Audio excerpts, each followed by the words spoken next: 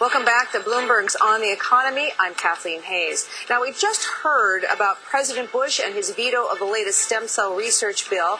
We are going to wait to get some live coverage of that, but we don't want to wait to get the other side of the issue from the CEO of a biotech company that's using embryonic stem cells to develop a treatment for macular degeneration. This is William Caldwell, CEO of Advanced Cell Technology. Bill, welcome to the show. I'm glad you could come in. Thank you for having me. What do you think of President Bush's veto? Well, I'm very disappointed. It's not unexpected, of course, but it's disappointing because it is clearly not the will of the American people, as demonstrated in both sides of Congress, having twice passed legislation that he has chosen to veto. It's just very disappointing. How does it affect a company like yours? You're managing to go ahead. You're using a stem cell treatment for macular degeneration. President Bush could say, hey, Bill Caldwell's doing just fine. Yeah, well, we are. We're doing just fine in spite of this.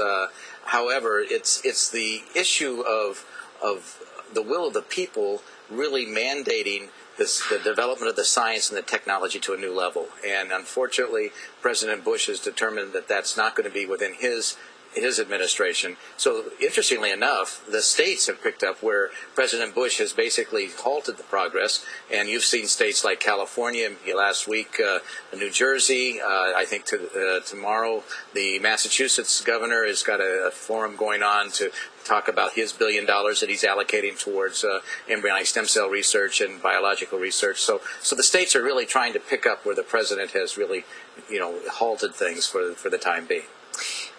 In terms of the ethical worries, do you see any merit there? Ethics has always been in challenging science throughout the decades and literally throughout the centuries. Science is really the here and now. The real ethical issue is to the extent that there is an opportunity to address incurable disease, the ethics dictate that we try and do that as best we can. And to the extent that there are technologies out there that are not hindering the human condition, but only helping the human condition of the here and now, that's what we need to be addressing. As I understand it, very simply, the president's vetoing this because it involves the destruction, he says, of human embryos. Hasn't your company found a way to take a cell from a human embryo, grow it next to an embryo, extract the stem cells, et cetera, and therefore not destroy the embryo? And is that possibly the ground where this can move forward? Yes, and absolutely. In fact, one of our lead scientists in Australia at the International Stem Cells Conference announced the fact that we've developed a third line from that technology that you described. It's utilizing a technology that is used in IVF clinics called pre-implantation genetic diagnosis, where you extract a cell to determine whether that embryo has a disease. And what we do is divide that cell, allow the test to occur in one of the cells, and we develop a stem cell line in the other. And yes, it does address the president's concern. We're very excited about this technology, and we're using it today in our process to develop conditions for eradicating, hopefully, macular degeneration. And I want to ask you about that, but then to come back to what you have done, to come back of the reprogramming of skin stem cells that is also being done. If that's possible, then why do we need, I'm President Bush, Bill, tell me why we need to use human embryos in the way that I say we shouldn't. Well, first of all, reprogramming technologies are in a very infant area of development. We're very pleased to hear that the groups in the United States have replicated what the Japanese did over a year ago, but it is still a very early scientific project done in animals. We've learned in the past that technologies like this, for example, somatic cell nuclear transfer, which has been around for over a decade and was the science that developed the dolly, has yet to be proven in humans. So we have a long, long way before these types of technologies can burst onto the scene and hopefully help us. But we do have technologies today that can address the human condition, and that's what our company's all about. Tell us about the macular degeneration treatment that you have developed using this stem cell method? We have a cell called the retinal pigment epithelium cell, or RPE for most of us. That cell is located as a layer in the eye that basically feeds and filters the process of sight, if you will, for it, and when it deteriorates, it impacts the ability for the retina to function appropriately. And what we have developed is a replenishment of that layer, if you will, and that's what we're working on today. We're very excited about it. It's proven out in the efficacy trials that we've done so far, and we're moving forward, hopefully, to be able to take it to the FDA next year to work on humans. Are we losing ground to other countries? We talk a lot about the competitiveness of the U.S. economy. Is this an area where we are falling behind? The model that the United States has always had is that you develop the basic scientific research by using government programs out of the NIH.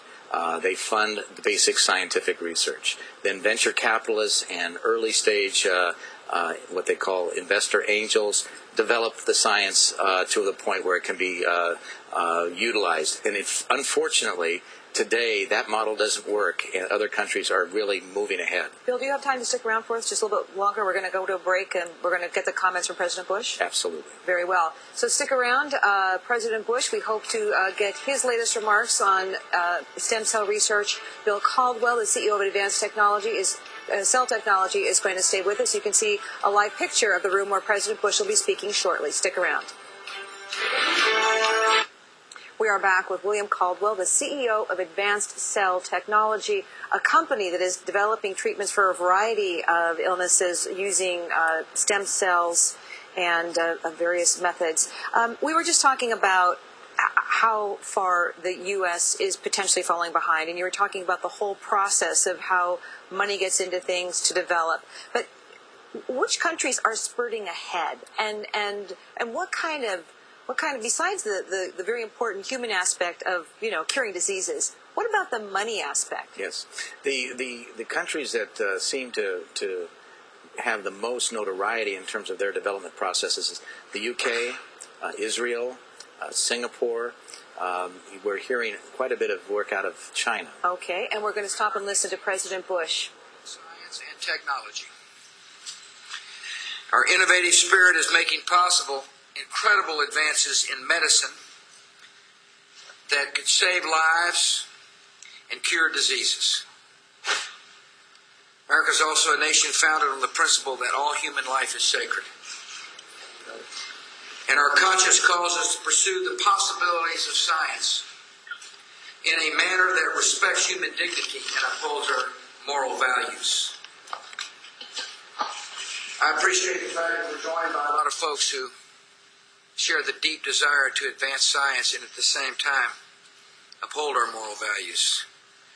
I appreciate the fact that Mike Levitt's here, Secretary of the Department of Health and Human Services. I want to thank the members of the United States Congress and Senate who've joined us.